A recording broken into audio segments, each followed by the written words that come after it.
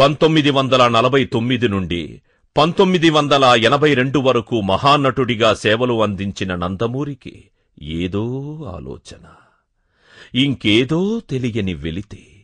స్వాతంత్రం వచ్చి 35 సంవత్సరాలు గడిచినా పేదవాడికి ఆ స్వరాజ్య ఫలితాలు అందలేదన్న బాధ, బీదవాడికి బతుకు భారమైపోతుంది అన్న వేదన, లేనివాడు ఇంకా లేనివాడుగా అణగదొక్కపడుతున్నాడన్న ఆవేదన.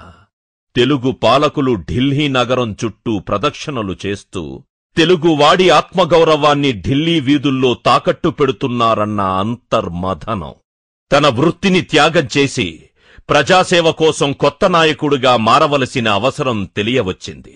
1981 అక్టోబర్ మాసంలో సర్దార్ పాపారాయుడు చిత్రం ఊటీలో జరుగుతున్నప్పుడు ఒక విలేకరి అడిగిన ప్రశ్నకు సమాధానంగా తనను ఇంత వాణ్ణి చేసిన తెలుగు ప్రజలకు సామాజిక సేవ చేస్తానని చెప్పారు. 1982 మార్చి 29వ తారీఖున మధ్యాహ్నం 2:30 ఎమ్మెల్యే క్వార్టర్స్ లో తన రాజకీయ రంగ ప్రవేశం గురించి ప్రకటించారు. పార్టీ పేరేమిటి అంటే, నేను తెలుగువాడ్ని, నా పార్టీ తెలుగుదేశం పార్టీ అని సగర్వంగా చెప్పుకున్నారు. 1982 ఏప్రిల్ 11న నిజాం కాలేజ్ గ్రౌండులో తెలుగుదేశం తొలి బహిరంగ సభకు లక్షలాదిగా జనం తరలిరావడం చూసి రామకృష్ణ స్టూడియో నుంచి ఊరేగింపుగా అన్నగారు బయల్దేరినప్పుడు బారులు తీరిన ప్రజానీకం హారతులు పట్టి పుష్పవర్షం కురిపించారు. మే 29వ తారీఖున తిరుపతిలో బహిరంగ సభ అపూర్వ విజయం సాధించింది. జూన్ 14వ తారీఖున ప్రారంభించిన చైతన్య రథయాత్ర 1983 జనవరి 3వ తారీఖు వరకు జరిగింది. కదిలింది చైతన్య రథం,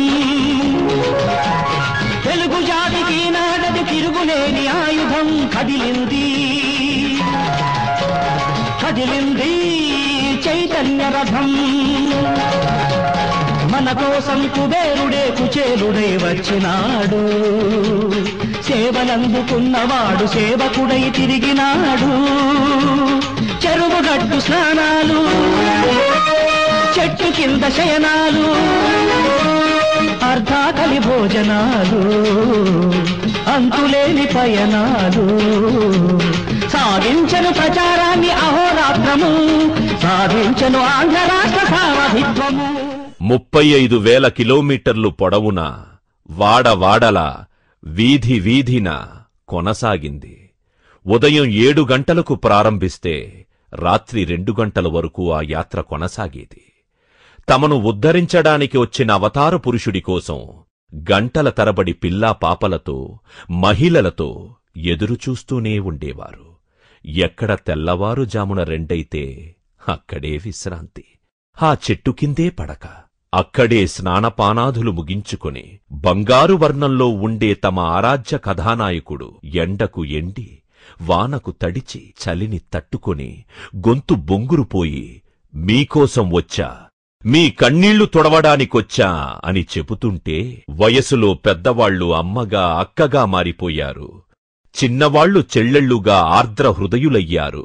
పెద్దలు ఆశీర్వదించారు, పిన్నలు విజయాన్ని అభిలషించారు. 1983 జనవరి 5వ తారీఖున పోలైన 2,96,96,754 ఓట్లలో 96,23,360 ఓట్లు సంపాదించి 199 స్థానాలు సాధించారు.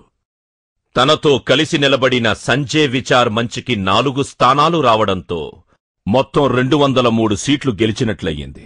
పార్టీ పెట్టిన 9 మాసాల్లో ముఖ్యమంత్రి పీఠం ఎక్కిన తొలి వ్యక్తిగా, శక్తిగా ప్రపంచ చరిత్రలో సువర్ణాక్షరాల చారిత్రక పురుషుడయ్యారు.